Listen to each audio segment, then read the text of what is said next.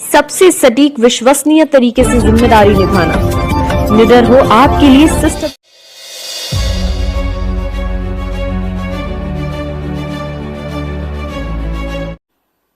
कहते हैं भारत पे जब इस्लाम ने पहला हमला किया था उस समय भारत की आबादी यानी उसके बाद भी देश के मुख्यमंत्री योगी आदित्यनाथ ने आज कहा कि भारत में हिंदुओं की आबादी जो है आजादी से पहले, और उन्होंने पूरा दिखाया कि पहले 60 करोड़ थी, फिर 30 करोड़ रही, इस तरह की उन्होंने बातें कही है।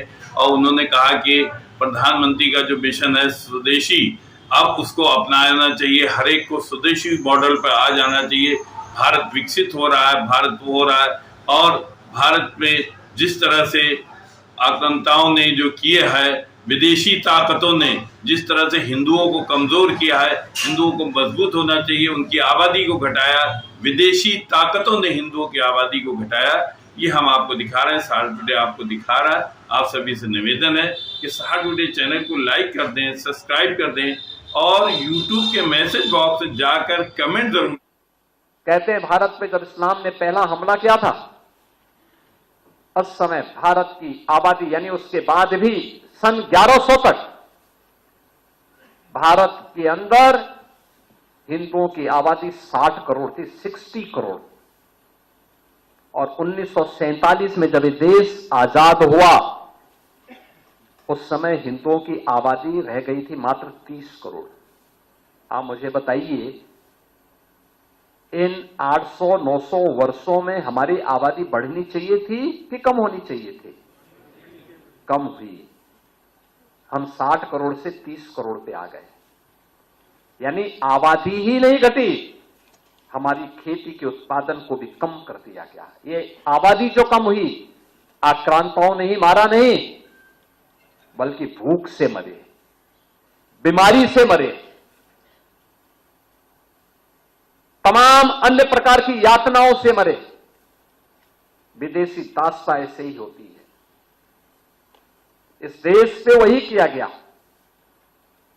इस देश पर अत्याचार किया गया, उसका शोषण किया गया। और जिस भारत में 300 वर्ष पहले आधी से कम आबादी खेती पर निर्भर करती थी, आधी से अधिक आबादी उद्योग धंधों में लिप्त थी, बड़े उद्योग नहीं, यहां पे कल कारखाने थे, लघु सीमांत और लघु और कुटीर उद्योगों का एक जाल फैला हुआ था। ये भारत की ताकत बनती थी। भारत को उत्पादक देश के रूप में, प्रोडक्शन के रूप में भारत का बेहतरीन उत्पादन दुनिया के मार्केट में छाता था। दुनिया का व्यापारी यहां आता था, यहां से लेके जाता था, यहां से व्यापारियों का काफला अपना सामान पहुंचाता था। क्या नहीं था भारत के पास? सब कुछ तो था।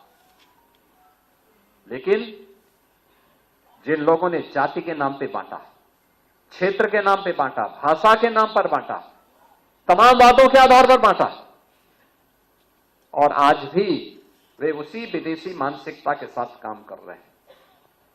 समाज को विभाजित कर रहे हैं, विभाजन कर रहे हैं, बांट रहे हैं, काट रहे हैं।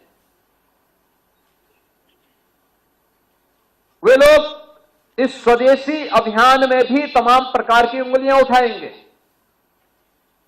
लेकिन प्रधानमंत्री जी का जो कहना है कि हम जो भी भारत के श्रमिकों के श्रम से बना हो, हमारे युवाओं की प्रतिभा से आगे बढ़ाओ, वह कोई भी उत्पादक जो भारत की धरती पर, भारत के उद्यमी, भारत के व्यापारी, भारत के श्रमिक, भारत के युवा, इन सबके सामूहिक प्रयास से आया है, उस पूरे उत्पाद को स्वदेशी मान करके उसके लिए हमें एक एक व्यक्ति को तैयार करना है और उसी को खरीदने के लिए लोगों को कहना है।